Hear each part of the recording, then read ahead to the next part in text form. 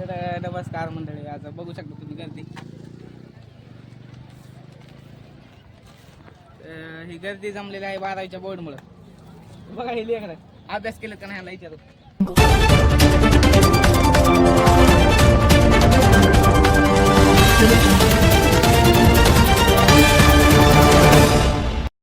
होय कसं आहे?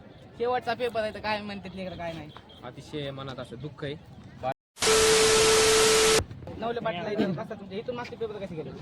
पेपर असे गेले 2020 मध्ये जरा म्हणजे 1-2 गेले सोपे, बाकीचे पूर्ण अवघड गेले. एक पासिंगचं लिहून आलो फक्त आम्ही.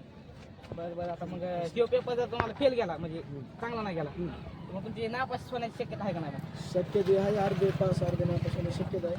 निघतील थोडंफार टाकायचं 2-3 बायोलॉजीचा अभ्यास केला का? बायोचं केलं का? सगळा अभ्यास झाला. सगळा नाही झाला. तापशीत वाचून आले प्रश्न होऊन काय उत्तर होऊन काय कॉपी होऊन पेज नंबर सोपं जाते थोडं. अभ्यास नाही झाला. आतून सलाम केली.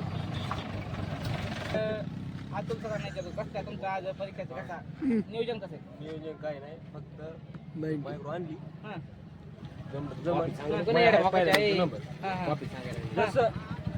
जसं परीक्षा चालू झाली तसं पहिल्या बँकची नंबर आहे. हो एकदा गेलो महाग हां हां महाग कसं करत ते काहीतरी मास्तर चालत होतं.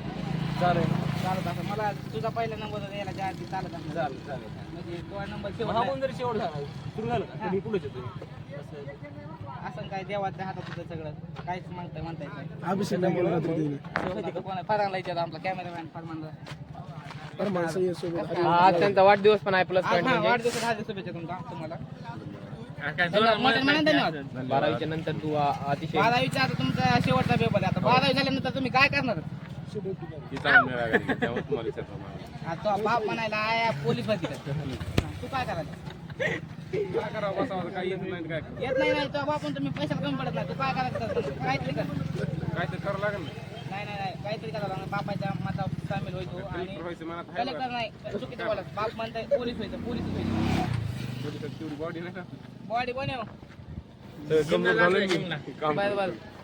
कमजोर झाला म्हणतोय पण हरिओम रिपोर्टिंग या युट्यूब चॅनलवर. तर आता आपला टॉपिक आहे की 12वीचा शेवटचा पेपर आहे. ते अतिशय आपल्या तुमचा शेवटचा पेपर असा कसा इथून मागचे पेपर तुमचे कधी गेले? इथून मागचे पेपर चांगले गेले सगळे. अवघड गेलं नाही चांगले गेले तसे अवघड नाही गेले. आणि आता आज लास्टचा पेपर आहे ते पण चांगला जावा ही अपेक्षा आहे. बरं ठीक आहे. शाळामध्ये वाटतं की असं प्रश्न आलेला की भेदभाव केला जातो शाळेत. हा भेदभाव नाही तसा म्हणजे आहे थोड्या जागेवर आहे पण आहे म्हणजे एवढं काय नाही. की त्यांचं म्हणणं आहे की शिक्षकांचे वगैरे पोरांसोबत जर आमच्यासोबत भेदभाव केला जातो की असं म्हणणं आहे त्यांचं. तर दुसऱ्या विद्यार्थ्याला काय मत आहे? शेवटचा पेपर असा महत्त्वाचा पेपर आहे बायोलॉजी. ज्यांना PCB ज्यांना डॉक्टरच्या फील्डला जायचे त्यांना चांगला त्यांना हे स्कोरिंग विषय समजा. आता बाकीचे फिजिक्स मॅथ केमिस्ट्री थोडं अवघड असतं. बायोलॉजी म्हणे आता थेरेटिकल म्हणजे काय म्हणतात त्याला हां थेरोटिकली सोपं राहतं. त्यामध्ये जास्त न्यूमेरिकल नसतात, त्याच्यामध्ये असतात आपले. बरं ठीक आहे. तर 12वीच्या नंतर आता काय करायचा विचार केला? मला नेव्हीमध्ये जायचा विचार केलेला आहे. त्यासाठी आम्हाला फिजिक्स मॅथ केमिस्ट्री महत्त्वाचं होतं. आम्हाला चांगले गेले तर आजचा पेपर कसा जरी गेला तरी आम्हाला काही एवढा फरक नाही, फक्त पास व्हा एवढंच म्हणणं. तर शाळामध्ये जर तुम्हाला काय वाटतं की शाळामध्ये हा बदल केला पाहिजे किंवा असं कॉपी एकतर सगळ्याला सारखी दिली पाहिजे, नसता दिलीच नाही. हा माझं म्हणजे स्पष्टपणे बोलणं आहे माझं. कारण सरचं कसं आहे सगळ्या सरांचं किंवा एक ओळखीचं आहे माझा लांबून लागते हा माझा मित्राचा पोरगा आहे. अशा प्रकारे त्यांना असे एकदमच 9 पेजची डायरेक्ट आन्सर शीट आणून द्यायला लागले. आणि आम्हाला एक ती दिले ती आडा लागते सर आम्हाला. बाकीचा विषय तर हा सरांचं नाव घेत नाहीत पण हा भेदभाव कमी झालेला पाहिजे. अविनाश भैयाचं असं म्हणणं आहे. तर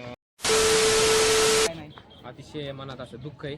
बायोचा पेपर झाल्यावर कुठं ना कुठं जावं लागेल कामाला. इथून मागचे अतिशय छान पेपर गेले. थोडा भेदभाव केला गेला पण जाऊ द्या. विरोध करायला जावा तर आमचं तोंड दिसन. कारण की त्यांच्यामुळे आमच्या म्हणजे शेवट त्यांचीच उपकार आहेत. ते नाही आले पण थोडा शाळामध्ये हा भेदभाव केला जातो.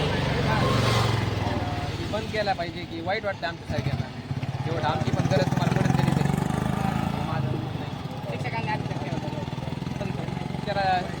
इतका राग बी नाही मनात काय नाही आपल्याकडे गरज बी नाही त्यांना आपली नाही पण हे शेवट हे भेदभाव केलेला ते थोडं बेकार वाटतं की आता उदाहरण द्या त्या शिक्षणाची माझ्यापाशीच आहे पण त्यांना देतात कॉपी आम्हाला देत नाही भारतात कुठे सगळ्या मोठा